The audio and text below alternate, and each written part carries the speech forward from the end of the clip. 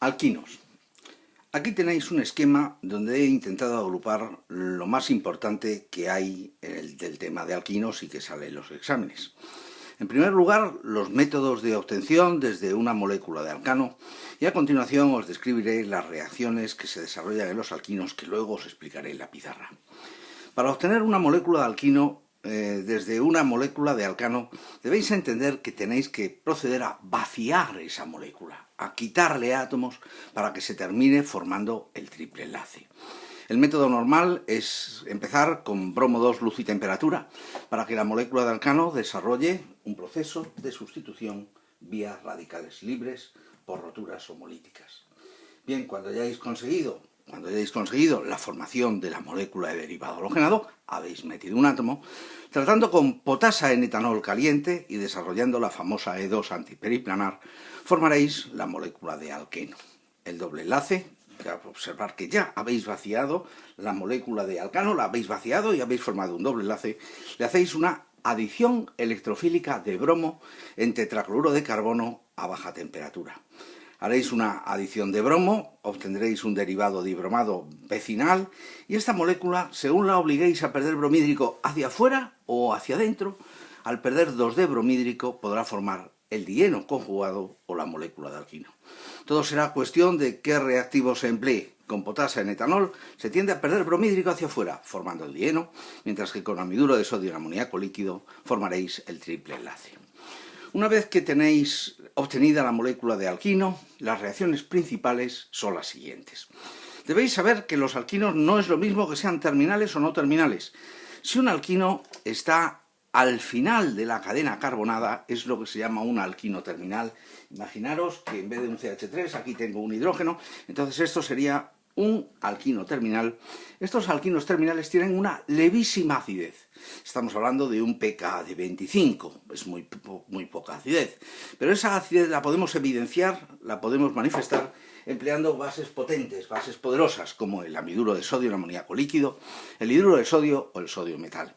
Y de esa manera el alquino forma la sal, que es un órgano metálico. El órgano metálico, como delta menos, reacciona con toda suerte de moléculas delta más, derivados halogenados, formaldehído epóxidos, aldehídos, cetonas, ésteres, cianuros, podrá reaccionar con CO2, dando toda suerte de compuestos. Yo aquí solamente os he referido una, donde la sal del alquino del propino, el propiluro de sodio, 3 carbonos, reacciona con una molécula de bromuro de propilo, otros 3 carbonos, se conectan y obtengo un alquino de 6. Luego, si tenéis un alquino como el 2-butino, le podemos hacer 2 hidrogenaciones. Una donde los 2 hidrógenos entran suprafacialmente, entran por el mismo lado, y eso se hace con los catalizadores de Lindlar, hidrógeno, metal, sobre un soporte, y poniendo un veneno para que se disminuya la potencia del catalizador, lograréis transformar el triple enlace en doble y además con isomería de tipo Z. En cambio, si empleáis amoníaco con sodio, 2 de amoníaco con 2 de sodio, forman amiduro de sodio, desprenden hidrógeno, y entonces ese hidrógeno entra antrafacialmente y el alqueno que se forma es un alqueno con isomería de tipo E. Tener presente esta reacción es muy de examen, porque es el método para conseguir que un alqueno salga con isomería Z o con isomería E. Y luego tenemos las reacciones de hidratación. Cuando un alquino se hidrata, lo podéis hacer con orientación Markovnikov o anti-Markovnikov, dependiendo del reactivo que empleéis.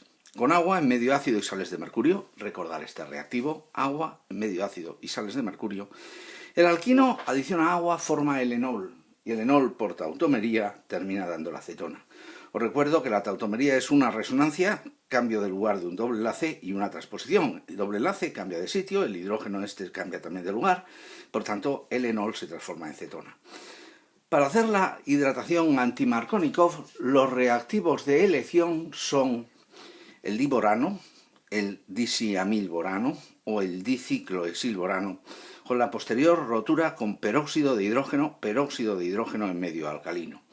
Haciendo la reacción de hidroboración-oxidación se obtiene el enol anti-Markovnikov. Y ese enol anti-Markovnikov, haciendo de nuevo la tautomería, se nos transformaría en una molécula de aldehído. Pero vuelvo a desarrollaros todo el tema ahora en la pizarra. Vamos a explicar de nuevo las reacciones y empezamos por los métodos de obtención. Cuando empecé con el esquema no os dije que un método de obtención de alquinos sería empezar con la molécula de un alquino terminal, formar la sal, que ya hemos quedado que es un órgano metálico, y hacerlo reaccionar con una molécula de derivado halogenado. Por ejemplo, voy a poner la molécula de bromuro de propilo. Mediante un proceso de sustitución nucleofílica saldría el bromuro, conectaríamos los dos carbonos, se formaría bromuro de sodio y me aparecería la molécula de alquino más grande. Como método de obtención de alquinos más complicado, yo os he descrito que podéis partir de una molécula de alcano, por ejemplo, el butano. La podemos tratar con bromo 2, ponemos luz y temperatura para que se puedan producir las roturas homolíticas formando radicales libres. La molécula de bromo se extiende homolíticamente formando bromo-bromo, bromo radical, y de aquí también se nos puede separar un hidrógeno radical en forma de radical, dejándonos en el carbono un orbital con un electrón desapareado, un radical libre. Un hidrógeno con un bromo formará bromhídrico y este bromo entrará en el radical formando el derivado halogenado. Habéis formado una molécula a la que ahora la podemos provocar una reacción de eliminación de tipo 2, la famosa E2 transcoplanar, tratando con potasa en etanol caliente, porque os recuerdo que con las bases voluminosas, como el terbutóxido de potasio en alcohol terbutílico, la reacción se orientaba para formar el alqueno menos sustituido, el alqueno de Hofmann, pero vamos a hablar de un proceso normal. Vamos a tratar con potasa en etanol caliente para que se desarrolle la famosa E2 antiperiplanar, y esto nos llevaría, cuando se pierda bromhídrico, a la formación de una molécula de doble enlace. Nosotros partimos de un alquino, hemos llegado a un alqueno, es decir, hemos vaciado la estructura, ahora tenemos un hidrocarburo no saturado. A esta molécula de alqueno vamos a proceder a desarrollarle una reacción con bromo 2, pero ahora lo tratamos con bromo en tetracloruro de carbono a baja temperatura ambiente, para que se desarrolle una adición electrofílica de bromo al doble enlace. No nos da tiempo a hacer el mecanismo, pero sabéis que la adición de bromo es una transadición. Los dos bromos entran en trans y se formaría esta molécula de derivado dihalogenado, un bigdialuro, que si la obligamos a perder bromhídrico, tiene dos posibilidades para desarrollar la eliminación. Puede ser que se pierda bromhídrico con los hidrógenos externos, y entonces formaríais dos dobles enlaces, que no nos interesa en este tema, o podemos provocar que se pierda bromhídrico internamente, este bromo con este bromo con ese hidrógeno, y en tal caso se nos formaría un triple enlace, que es lo que estamos buscando. Bien, ese es un método que entiendo que hay que conocer perfectamente porque se utiliza mucho para los problemas de examen. Una vez que habéis obtenido la molécula de alquino, insisto en que los alquinos pueden ser terminales o no terminales, que los alquinos terminales forman sales que son organometálicos y que por tanto como organometálicos son capaces de reaccionar con toda suerte de moléculas aceptoras, derivados halogenados, epóxidos, carbonilos, mediante procesos de sustitución, adición nucleofílica o lo que sea. Hemos hablado también de las reacciones de hidrogenación, donde una molécula de alquino, tengo aquí la molécula de alquino, entonces me parece que la voy a poner para que lo veáis con el modelo molecular. Vosotros podéis conseguir que entren dos hidrógenos por la misma cara, que entren hidrógenos suprafacialmente. Para eso tenéis que emplear el catalizador de Lindlar: hidrógeno, metal, soporte y veneno. Hidrógeno, platino, sulfato de bario, quinolina, azufre. Hidrógeno, metal, soporte, veneno es lo que se conoce con el nombre de catalizador de Lindlar. En cambio, si empleáis la combinación de amoníaco con sodio, 2 de amoníaco con 2 de sodio forman 2 de amiduro de sodio y desprende hidrógeno 2. Es un sistema hidrogenante. Cuando empleáis esta mezcla, un hidrógeno entra por una cara y el otro hidrógeno entra por cara contraria. El resultado es la formación de un alqueno, pero ese alqueno, lógicamente, aparece con isomería de tipo E. Otra de las reacciones más populares que hay son las reacciones de hidratación de alquinos. Si a una molécula de alquino la tratáis con agua en medio ácido y en presencia de sales de mercurio, y no os puedo hacer el mecanismo, con agua, medio ácido y sal mercúrica, por ejemplo, clorhídrico, cloruro mercúrico, sulfúrico, sulfato mercúrico, le provocaríais la adición Markovnikov de una molécula de agua. Y haciendo esta reacción, vosotros formaríais un compuesto, una estructura que se conoce con el nombre de enol. Los enoles son inestables, se acumula en ellos como mucha densidad eléctrica en una zona muy concreta de la molécula. Tenemos aquí la densidad eléctrica del agrupamiento hidroxilo que se acumula sobre la densidad eléctrica del doble enlace. Por tanto, esto es una situación de inestabilidad que la molécula la resuelve haciendo lo que se llama una tautomería. Una tautomería es una resonancia más una transposición. Observar cómo os hago una tautomería, hombre, de manera un poquito suave, cómo la densidad eléctrica del grupo hidroxilo repele el par de electrones, cómo eso hace que aquí venga se acumulen en un orbital dos electrones, aquí me quede una carga positiva. Esa carga positiva, ese orbital vacío, arrastre este par de electrones formando el compuesto de oxonio, y este compuesto de oxonio libere el hidrogenión, y al liberar el hidrogenión vendría aquí. Por tanto, lo que hace un momento era un enol, se me ha transformado en un agrupamiento carbonilo, y esto se conoce con el nombre de tautomería cetoenólica. Importantísima. Otra de las reacciones que también debéis entender y considerar como candidatas a salir en los exámenes son las reacciones con los compuestos de boro. Por ejemplo, con el diborano o con el borano. Vamos a poner, por ejemplo, el borano.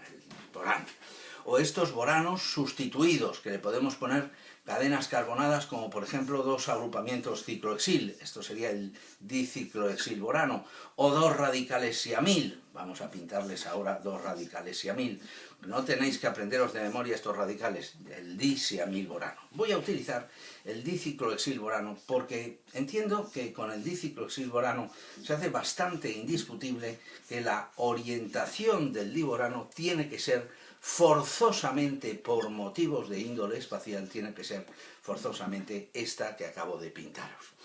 En cuanto al mecanismo de la reacción del diborano, vamos a hacer uno un poquito simplificado. Este par de electrones viene aquí, este viene aquí.